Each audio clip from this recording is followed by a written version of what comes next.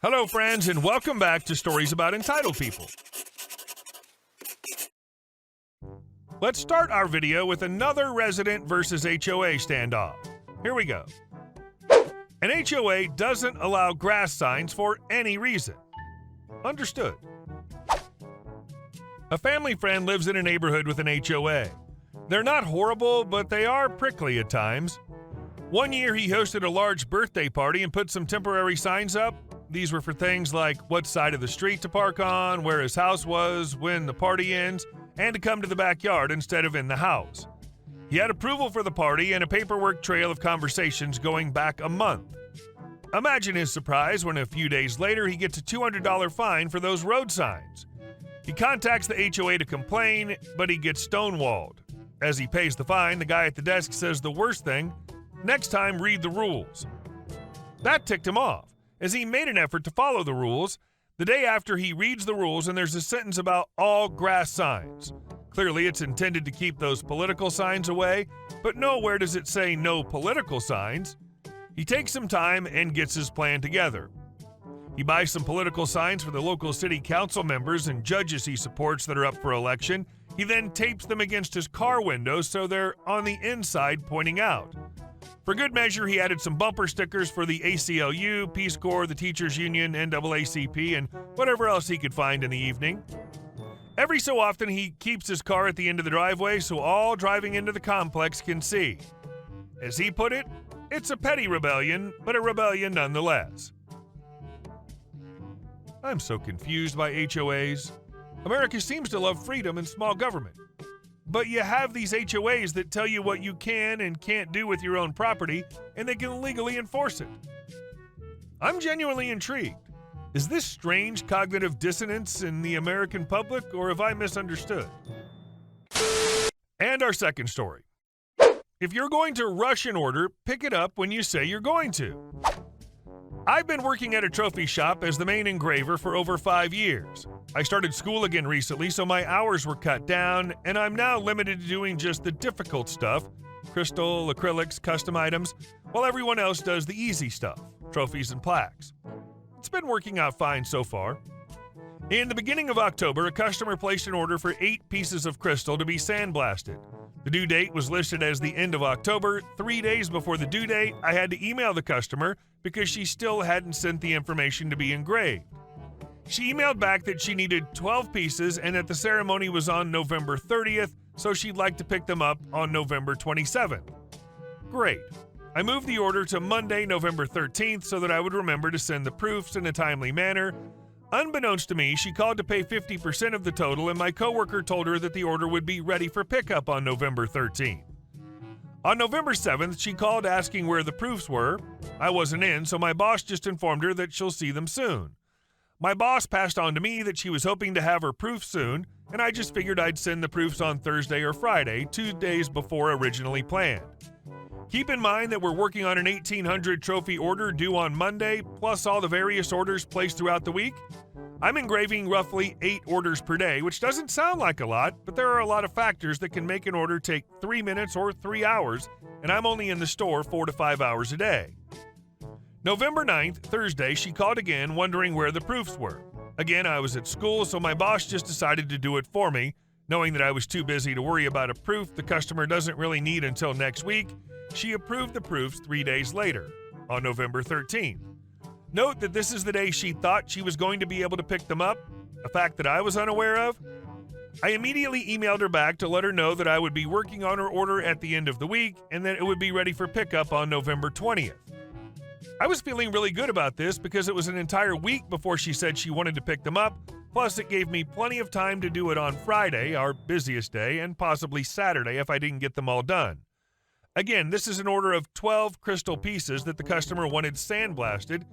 I knew the order would take me at least 3 hours, uninterrupted. Planning my time around an order like that is important. Apparently, she called the next morning and chewed my boss out for not having the order complete when she was promised. My boss told me that he informed her that her order wasn't needed until the 27th, so we were prioritizing orders that customers needed sooner. He also told her that her delay in the proof approval delayed the production, which he had made clear would happen in the email. She wasn't having it. So to placate her, he told her she could pick up her crystal on Friday at 5:30. We closed at 6. She said that was fine. I ended up staying late on Thursday, clearing out my schedule on Friday and skipping lunch on Friday so that I could make it into the store by 12:30 to start her order. Because of the interruptions of other customers and last-minute orders, it took me 3 hours just to engrave the crystal. Sandblasting didn't even begin until 5 o'clock. I was stressing out because sandblasting is a very lengthy process, and I knew they wouldn't all be completed by 5:30. I was right. We didn't finish her order until almost 6:30. But it didn't matter because she didn't show up. She didn't even call to let us know that she wouldn't be showing up. Now her order's going to sit around in our store for over a week because I guarantee she won't pick it up until the original date promised, November 27th. On the bright side, I didn't have to go into work on Saturday to complete her order. Managing customers' expectations is an important part of customer service, and you were undermined. She may not need it until later, but unfortunately, she was grounded to a new date that made the early work seem late. And our next story. Make me beer for my wedding. A little over a decade ago, a good friend of mine was getting married. I was as broke as college students come, so I couldn't get them anything on their gift registry and felt like I was letting them down. While out with a few friends one weekend, we collectively came up with a brilliant plan. We were all avid home brewers, so the three of us were going to make a 5-gallon batch of bachelor party beer in the groom's favorite style and another batch for the people in the wedding party, bride, groom, groomsmen, bridesmaids, mothers, fathers, etc., on the big day. It was brilliant, and we were able to make some killer labels to accompany some righteous homebrew. The bachelor party beer was named Last Sip of Freedom IPA, and the wedding brew was Off the Deep End Lager. It was well received by all, and us brewers received tons of attention and praise. After the bride and groom departed in their just-married convertible, the rest of us that didn't care for the night to end headed out to keep the party rolling. While waiting for drinks at the bar, I struck up a conversation with one of the bridesmaids, and she mentioned how awesome of an idea the custom beers were, and I saw this as my I'm gonna get lucky moment. Me. That was my idea. Bridesmaid. You made those beers? Me. Yeah, me and a few friends thought it'd be a big hit at the wedding, and we had fun brewing different batches to perfect it. Bridesmaid. Can you do that for me? Me. What? Bridesmaid. My fiancé and I are getting married in 3 months, and that would be so amazing if you made beer for us. But different styles. My younger, dumber self didn't even think to look for rings. Facepalm. Me. I mean, I guess I could do that, but I'd need to know what kind of beers you want me to make so I can give you a quote. Bridesmaid, visibly annoyed. Quote? Like you want me to pay for it? Me. Yes. Bridesmaid. Oh, how much did they pay? Me. They didn't. It was a gift from a few friends. Bridesmaid. If they didn't pay, then neither should I. I'm already over budget on my wedding. Why can't you just make it for me as a gift too? Me. I'd be down to do it for you if you purchased just the ingredients and bottles needed to make a good batch. You don't need to pay my labor. I'm fine working for the experimental beer batches. Bridesmaid. I don't see how that should be my concern. They didn't have to pay, and this would be a great way to not have to pay for an open bar. Will you please do it, please? Me. No. Bridesmaid. That's not fair. Why not? Me. Because I've been friends with them for 5 years and friends with the groom for 10 years. We haven't even been talking for 5 minutes. I haven't even been invited to your wedding. So unless you're willing to pay, it's not gonna happen, princess. At this point, I was done with the conversation, so I grabbed my drink and headed back to the group. I made the most of the night, but could feel her burning gaze on me for the rest of the night. I told the guys we had a chuckle and continue to laugh about it whenever we all meet up. I've since made kegs for parties, custom crush wine for family members and close friends' weddings, graduation parties, and divorce parties, as long as they're willing to pay and provide the glass. Looks like some people think homebrew appears out of nowhere and costs you nothing to make. It was a wedding gift for people you know, OP. If you had money and wanted to be a jerk, you could have agreed to her demand and rebottled the cheapest, worst-tasting beer on the market. And our next story.